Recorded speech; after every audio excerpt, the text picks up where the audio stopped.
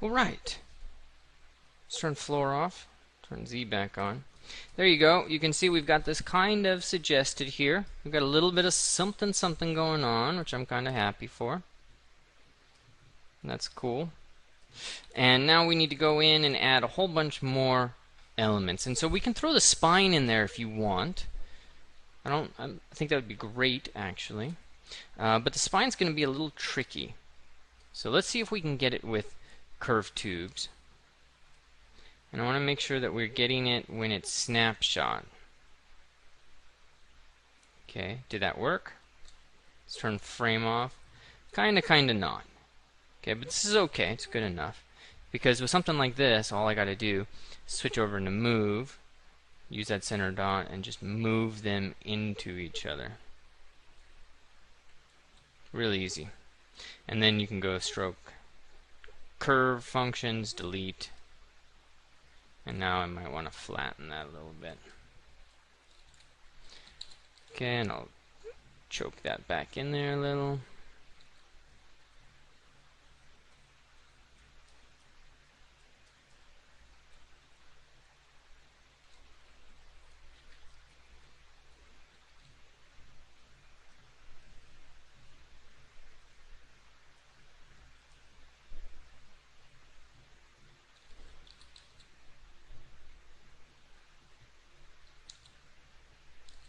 Did I just stop talking?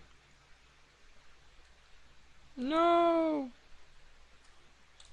Why would you do that to me, ZBrush? I thought we were friends.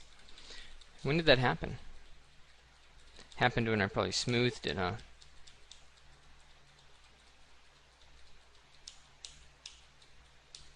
So, we're too early to get that nitpicky, and that's basically what it told me. It said, Ryan, don't get that nitpicky. Okay, so I'm not going to. But what's the next step? Okay, the next step is going to be creating more parts. So let's create the skull base. So I'm just going to use insert sphere and use the reference, and I'll just drag out a basic sphere.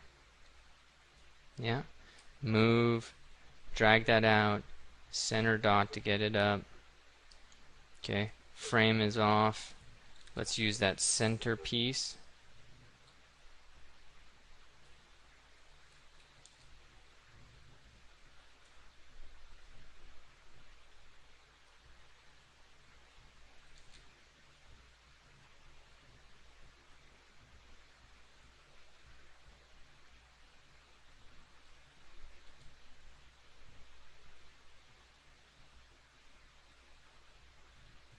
Okay.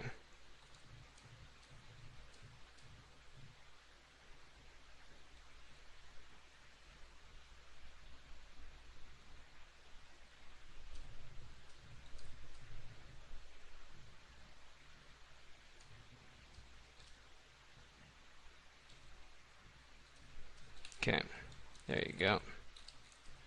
Cool. Alright, we got more to do. Let's put that keel in. Insert sphere.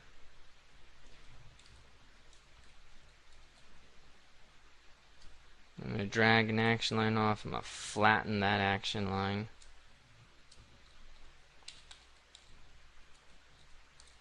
This is going to be quite crazy.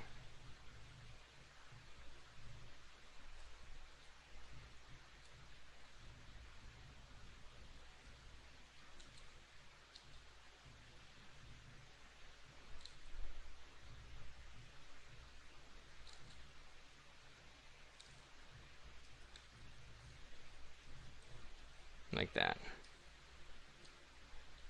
Okay, so that looks pretty nice. I'm okay with that. Now they do attach in a very specific way, so I want to get that done, but that's something you can't see in reference. Like, how does this attach to the ribcage? Is it just this sword that comes out? Well, no, that's not what is happening. It's actually blending, but it's blending right towards the end, except for when you get down here. Okay, this is when it starts to have this different kind of piece that you have to put in there. So what I'm going to do is just mask this off.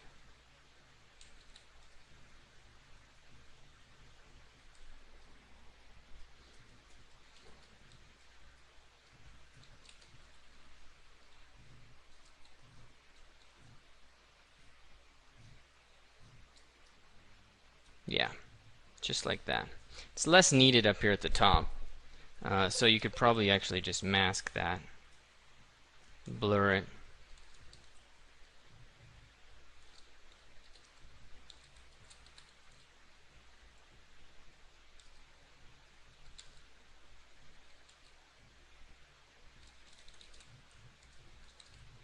Okay.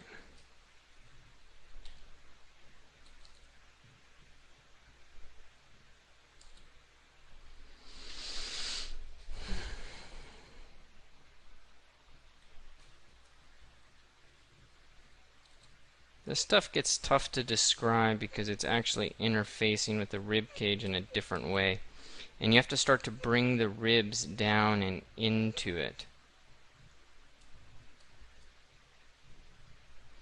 At least to about this point.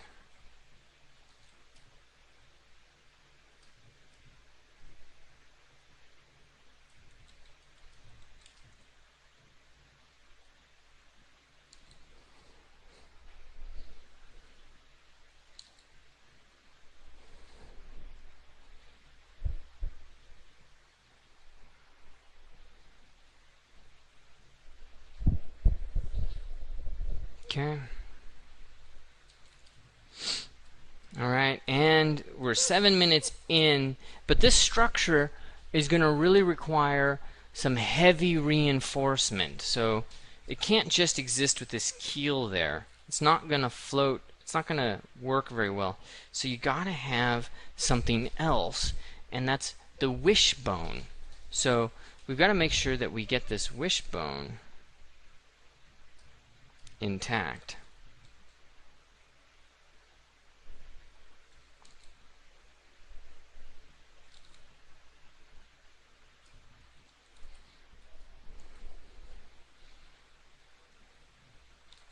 Okay, and then let's just switch over to rotate, and let's take a look at our reference there. There we go.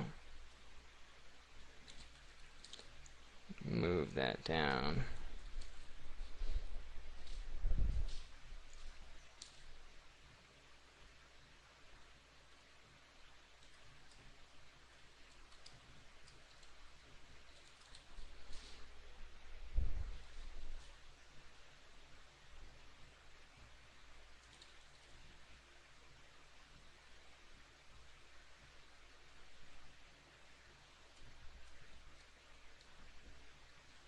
Cool. So now that's something that has a little bit more structure, right? But that in and of itself isn't enough because we're going to need a little bit more than that. Okay. Let's inflate this. And let's see. We need to move that down in my opinion. So move brush. Right there.